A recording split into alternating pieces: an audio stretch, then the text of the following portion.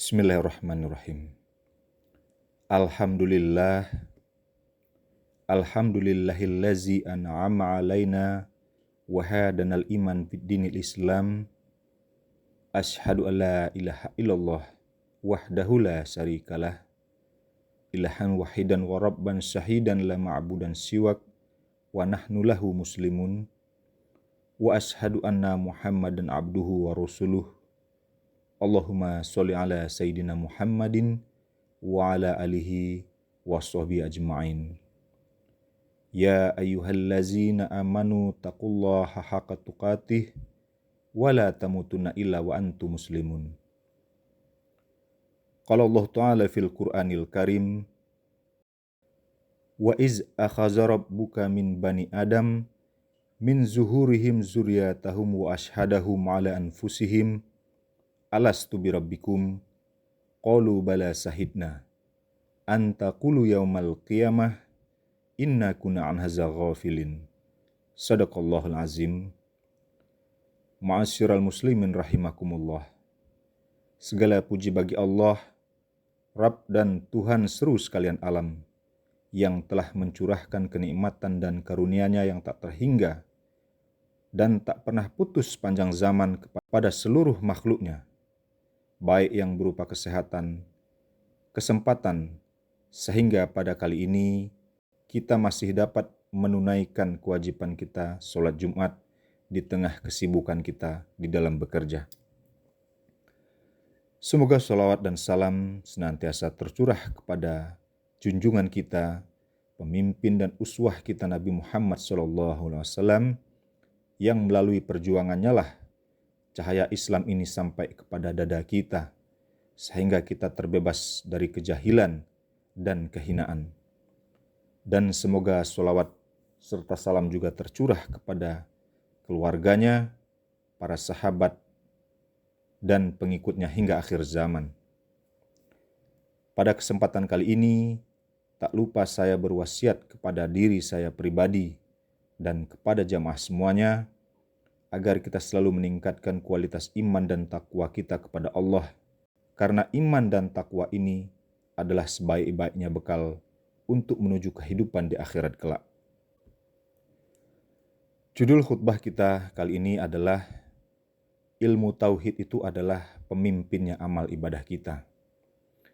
Ma'asyiral muslimin rahimakumullah.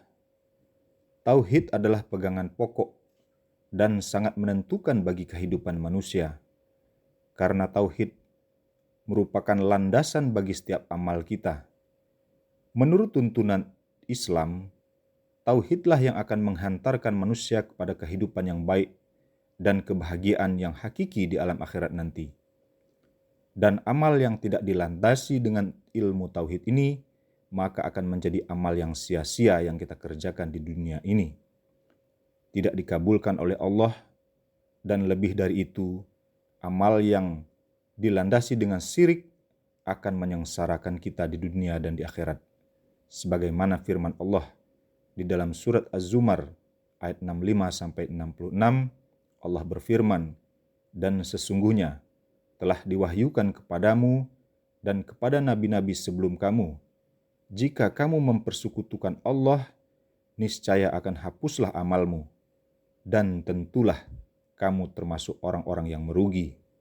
Oleh karena itu, maka hendaklah Allah saja yang kamu sembah, dan hendaklah kamu termasuk orang-orang yang bersyukur. Tauhid bukan sekedar mengenal dan mengerti bahwa pencipta alam semesta ini adalah Allah, bukan sekedar mengetahui bukti-bukti rasional tentang kebenaran adanya Allah itu dari ciptaannya, dan bukan pula hanya sekedar mengenal asma dan sifat-sifatnya. Namun ilmu tauhid itu harus sampai kepada pengenalan Allah yang utuh. Dan ketika kita berbicara tentang pengenalan Allah yang utuh, maka pengenalan kita tidak akan pernah terlepas dari af'al Allah, asma Allah, sifat Allah, dan zat Allah itu sendiri. Inilah yang harus kita esakan sebagai manusia. Pengajaran tauhid ini telah diajarkan oleh Allah jauh sebelum kita menjadi manusia. Yang namanya manusia itu adalah pertemuan antara ruh dan jasad yang diikat oleh tali nyawa yang disebut dengan nafas. Jadi, jauh sebelum kita menjadi manusia, Allah telah mengajarkan tauhid ini, seperti yang termaktub dalam Al-Quran, surat Al-A'raf ayat 172, Allah berfirman, Wa iz akhadha rabbuka min bani Adam min zuhurihim zuriyatahum wa ashhaduhum ala anfusihim alastu birabbikum qalu bala sahidna an taqulu yaumal qiyamah inna kunna an hadza ghafilin. Dan ingatlah ketika Tuhanmu mengeluarkan dari tulang sulbi anak cucu Adam keturunan mereka, dan Allah mengambil kesaksiannya terhadap diri mereka seraya berfirman, bukankah aku ini Tuhanmu? Dan ruh-ruh semua menjawab, betul engkau Tuhan kami bersaksi. Kami melakukan demikian ini agar pada hari kiamat kamu tidak mengatakan sesungguhnya kami lengah terhadap hal ini. Dari ayat di atas perlu kita ketahui bahwa sebenarnya kita ini memiliki dua tubuh. Satu tubuh yang halus dan satu tubuh yang kasar. Tubuh yang halus itu disebut dengan ruhani, dan tubuh yang kasar kita ini disebut dengan jasmani. Dari ayat di atas pula dapat kita ketahui bahwa tubuh ruhani kita ini sebenarnya dulu yang telah diajarkan oleh Allah tentang mengesahkan Allah itu sebelum tubuh ruhani itu dimasukkan ke dalam jasad kita. Surat Al-A'raf 172 inilah yang menjadi dasar tauhid pertama setiap manusia. Disadari atau tidak, diketahui atau tidak oleh setiap manusia, sesungguhnya kita semua ini telah berikrar kepada Allah sebelum kita diturunkan ke alam dunia ini.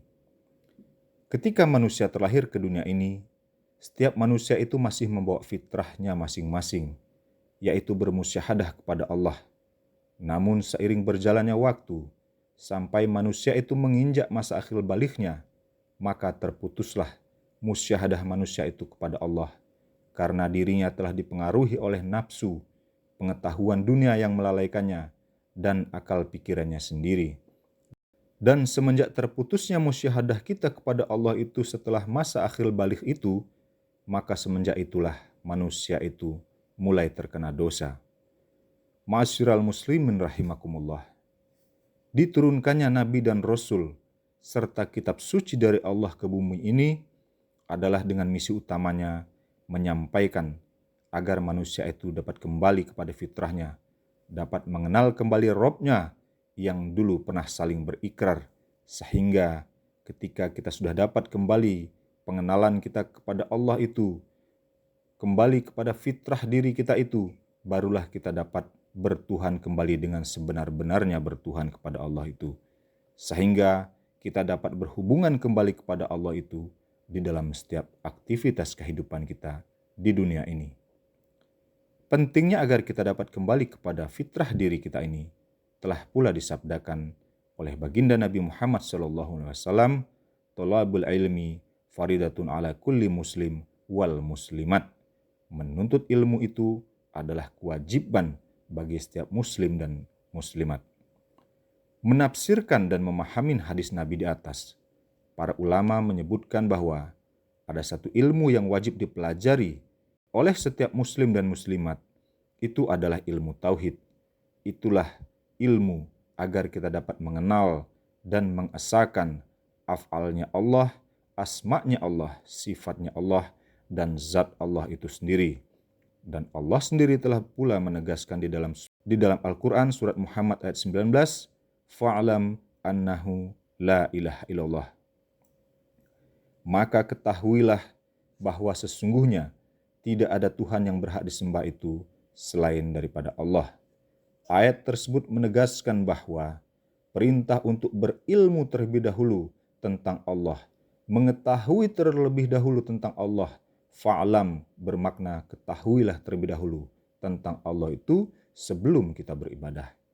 Dan dijelaskan lagi oleh Allah di dalam surat Toha ayat 14, Innani anallah la ilaha illa ana fa'budni wa aqimis sholata li zikri. Sesungguhnya, kata Allah, aku adalah Allah, tidak ada Tuhan selain aku, maka sembahlah aku dan tegakkanlah sholat untuk mengingat aku. Ayat di atas adalah pengajaran dan perintah Allah agar kita berpengetahuan terlebih dahulu tentang Allah itu sebelum kita melaksanakan peribadatan kepada Allah itu. Pentingnya kita mengetahui ilmu tentang Allah ini sebelum beramal, agar amal yang kita kerjakan di dunia ini tidak menjadi amal yang sia-sia sebagai bekal kita untuk kehidupan akhirat kita nanti. Ma'asyiral muslimin rahimakumullah. Sebagaimana telah kita urai di atas bahwa tubuh manusia itu ada yang namanya tubuh rohani dan ada namanya tubuh jasmani. Ilmu yang berhubungan dengan tubuh jasmani itu diatur di dalam Islam ini dengan namanya ilmu fikih yang mengatur segala ihwal tentang jasmani yang berhubungan dengan aturan-aturan dan hukum-hukum. Sedangkan ilmu yang mengatur tentang rohani manusia itu disebut dengan ilmu tauhid. Bidang ilmu fikih yang mengatur tentang syariat atau jasmaninya manusia itu harus tunduk dan merujuk kepada ilmu fikih yang di dalam Islam itu harus merujuk kepada salah satu 4 imam mazhab yang telah menghimpun tentang tata cara peribadatan, hukum-hukum, dan aturan-aturan yang telah digariskan oleh baginda Nabi Muhammad SAW. Sehingga bagi umat Islam dalam bersyariat itu tinggal memilih saja apakah mengikuti daripada mazhab Imam Hanafi, Imam Maliki, Imam Syafi'i, atau Imam Hambali. Namun dalam hal ilmu tauhid, dikarenakan pelajarannya ini berhubungan dengan dimensi rohani manusia, maka pelajaran ini nih membutuhkan namanya guru rohani atau yang biasa disebut dengan mursyid. Kata mursyid ini berasal dari firman Allah di dalam suratul Kahfi ayat 17. May yahdilahu fahuwal muhtadi wa may yudlil falan tajidalahu waliya mursida. Siapa yang diberi petunjuk oleh Allah, dialah yang mendapat petunjuk. Dan siapa yang disesatkan oleh Allah, maka tidak seorang mursyid pun yang dapat memberi petunjuk dia tentang Allah itu kepadanya. Dalam ayat di atas, Allah menyampaikan bahwa waliya mursida itu adalah manusia yang dapat memberi petunjuk untuk sampai kepada Allah. Dikarenakan para mursyid ini adalah mereka-mereka yang telah menerima waris keilmuan tentang pengesaan Allah ini secara estafet dari baginda Nabi Muhammad SAW melalui jalur silsilah kemursidannya. Inilah yang disabdakan Nabi bahwa al-ulama warisatun anbiya. Ma'asyiral muslimin rahimakumullah. Pengajaran ilmu tauhid ini harus bermula dari mengenal diri kita yang rohani, yang di dalam bahasa Al-Quran disebut dengan kolbu. Sebagaimana firman Allah di dalam surat Al-Hujarat ayat 14, ada orang-orang Arab Badui itu berkata, mengaku bahwa dirinya telah beriman, namun dibantah oleh Allah dan Rasul-Nya. Katakanlah kepada mereka, kamu belum beriman, tetapi katakanlah kamu baru masuk di dalam agama Islam, karena iman yang sebenarnya itu belum masuk ke dalam hatimu. Dari ayat Al-Hujarat ayat 14 ini, kita dapat memahami bahwa Allah telah menjelaskan perbedaan antara orang Islam dengan orang yang telah masuk di dalam kategori beriman itu adalah terletak kepada telah mendapat ilmu tauhid atau belum ke dalam kolbunya. Kolbu atau hati yang dimaksudkan di dalam Al-Quran ini bukanlah organ hati seperti menurut ilmu kedokteran yang disebut dengan liver. Namun kolbu atau hati yang dimaksud di dalam Al-Quran ini adalah diri rohaninya manusia. Dan dengan mempelajari ilmu kolbu inilah yang akan membawa kita dapat kembali bermusyahadah kepada Allah itu. Mengenai kolbu ini, di dalam hadis kursi, Allah menyampaikan bahwa aku jadikan pada diri anak Adam itu mahligai. Di dalam mahligai itu ada dada, dan di dalam dada itu ada kolbu, dan di dalam kolbu itu ada fuad, di dalam fuad itu ada syagfa, dan di dalam syagfa itu ada luban, di dalam luban itu ada syir, dan di dalam syir itu, kata Allah, ana. Dalam mempelajari ilmu kehalusan diri yang batin ini, Mengapa pentingnya bagi kita untuk mendapat bimbingan seorang guru rohani itu agar kita tidak tersalah di dalam menapaki jalan untuk sampai kepada Allah itu. Dan bahayanya ketika kita tidak mempelajari tentang ilmu kolbu atau ilmu hati ini adalah kita tidak dapat mengenal dan tidak dapat kembali kepada fitrah diri kita yang sebenar-benarnya, sebagaimana firman Allah di dalam surat Al-Isra 72. Wa man kana fi hazihi a'ma fahuwa fil akhirati a'ma wa adallus sabil. Siapa saja yang buta hatinya di dunia ini pasti akan buta di akhirat dan lebih tersesat jalannya. Dan di dalam surat Al-Hajj ayat 46 Allah menegaskan bahwa tidaklah mereka berjalan di bumi sehingga hati mereka dapat memahami atau telinga mereka dapat mendengar. Sesungguhnya bukanlah mata zohir itu yang buta, tetapi yang buta itu ialah hati yang berada di dalam dada. Inilah pentingnya untuk kita mempelajari ilmu hati ini agar tidak tersesat jalan kita untuk kembali kepada Allah itu. Semoga Allah dan Rasul-Nya senantiasa membimbing dan memudahkan kita di dalam upaya terus-menerus untuk meningkatkan kualitas iman dan Islam kita sebagai bekal untuk kehidupan kita di akhirat nanti. Barakallahu li wa lakum fil Qur'anil azim wa nafa'ni wa iyyakum bima fihi minal ayati wa zikril hakim wa taqabbala minni wa minkum tilawatahu innahu huwas samiul alim. Aqulu qawli hadza wa astaghfirullah li wa lakum wa li sa'iril muslimina wal muslimat fastaghfiruhu innahu huwal ghafurur rahim. Allahumma salli ala Muhammad, Allahumma salli ala Sayyidina Muhammad, Allahumma salli ala Sayyidina wa Maulana Muhammad. Alhamdulillahillazi arsala rasulahu bil huda wa dinil haq liyudhirahu ala dini kullihi walau karihal musyrikun. Asyhadu an la ilaha illallah wa asyhadu anna Muhammadan abduhu wa rasuluhu. Allahumma sholli ala Sayyidina Muhammadin wa ala alihi washabihi ajma'in. Ya ayyuhallazina amanu taqullaha haqqa tuqatih wa la tamutunna illa wa antum muslimun.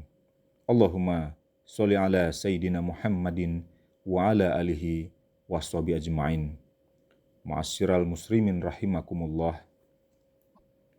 Ketika kita ingin menjadi seorang muslim yang kafah, maka mutlak bagi kita untuk mempelajari sisi ilmu syariat dan ilmu hakikat itu secara bersama-sama sebagai bekal kita beribadah untuk kehidupan akhirat kita nanti. Pentingnya ilmu syariat dan hakikat ini kita pelajari secara bersama-sama di dunia ini ditegaskan oleh para ulama bahwasanya ilmu syariat tanpa hakikat itu adalah kosong dan ilmu hakikat tanpa bersyarat itu adalah batal. Oleh karenanya, mutlak bagi kita ketika kita ingin mendapatkan predikat seorang muslim yang kafah, maka ilmu syariat dan ilmu hakikat itu harus kita jalankan secara bersama-sama. Allahumma ja'al salawatika wa barakatika ala sayyidil mursalin wa imamul muttaqin wa khataman nabi wa habibillahi rabbil alamin Sayyidina wa maulana Muhammadin abdika wa rasulika imamul khair wa ka'adal khair wa rasulir rahmah. Allahumma absal maqamu mahmudan lazi ya'biduhu fihil awalun wal akhirun birahmatika ya arhamar rahimin. Allahumma fir lil muslimina wal muslimat wal mu'minina wal mu'minat al ahya'i minhum wal amwat innaka sami'un qaribu mujibu da'wat. Rabbana zalamna anfusana wa ilam taghfir lana wa tarhamna lanakunanna minal khosirin. Rabbana atina fid dunya hasanah wa fil akhirati hasanah wa qina azabannar. Ibadallah, innallaha ya'muru bil adli wa ihsan wa itta'izil qurba wa yanha 'anil fahsya'i wal munkari wal baghi ya'izukum la'alakum tazakkarun. Fazkurullahal azim yazkurkum waskuruhu ala ni'matihi yazidkum wala zikrullahi akbar. Aqimis shalah.